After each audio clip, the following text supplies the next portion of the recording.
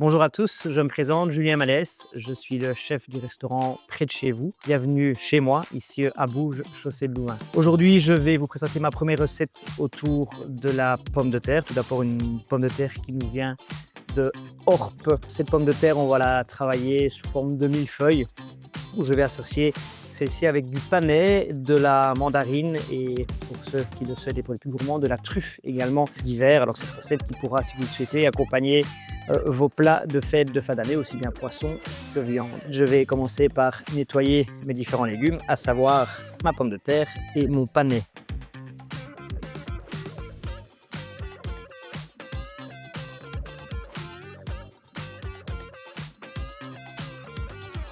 Donc après avoir épluché mon panais et mes pommes de terre, je vais pouvoir les tailler en fines tranches. Je vous montre dans un instant. J'ai besoin donc d'une mandoline et on va commencer avec la pomme de terre. La mandoline la plus fine possible, environ 1 mm, et puis on va simplement tailler des fines tranches.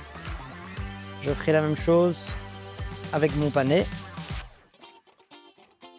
Pour la suite des opérations, je vais prendre un peu de beurre de ferme que je vais mettre dans une petite casserole, et avec ce beurre de ferme, je vais zester de la mandarine, le fruit de saison et le fruit du moment évidemment. Et ensuite ce beurre, je vais le faire fondre délicatement pour vraiment infuser et donner tout le goût puissant de la mandarine. Pas le jus, donc uniquement le zeste. Si on n'a pas de mandoline, on peut utiliser l'éplucheur et puis hacher soit au couteau avec une petite machine finement les épluchures. Voilà ce beurre, je vais également lui mettre un petit peu de poivre et sel. Et comme je l'ai dit, à feu doux, je vais le faire fondre et laisser infuser quelques instants les zestes de mandarine. Voilà, là on sent déjà vraiment bien la mandarine et on voit le beurre qui a une couleur légèrement orangée.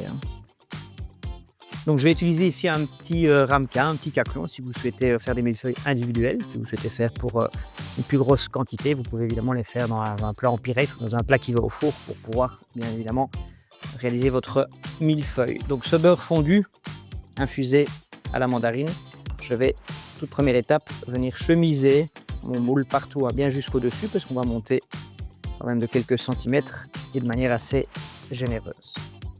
Et ensuite je commence tout simplement mon montage avec pommes de terre. Entre chaque couche, c'est très important. On va à chaque fois y mettre une petite pointe de sel et un petit coup de moulin à poivre, très léger. Et puis, entre chaque couche, je vais remettre ce beurre infusé à la mandarine, une couche de pommes de terre et une couche de panais.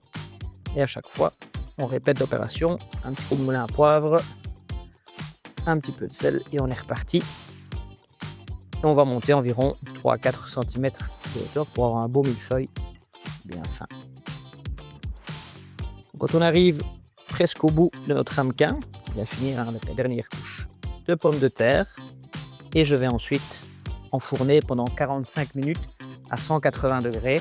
Alors le temps dépend un petit peu de la hauteur de votre millefeuille, mais ici, vous voyez, pour les 3 cm, il faudra au moins 45 minutes. Voilà, après 45 minutes de cuisson, on voit que c'est légèrement doré.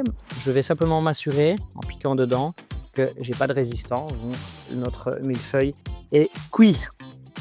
Alors plusieurs possibilités, comme je vous l'ai expliqué tout à l'heure. Vous pouvez travailler dans des plats beaucoup plus grands et pouvoir venir détailler de jolis morceaux. La raison pour laquelle je vais vous présenter différents dressages. Et on va finir avec de la truffe d'hiver pour ceux qui le souhaitent, râpée juste par-dessus, et également un petit peu de mandarine.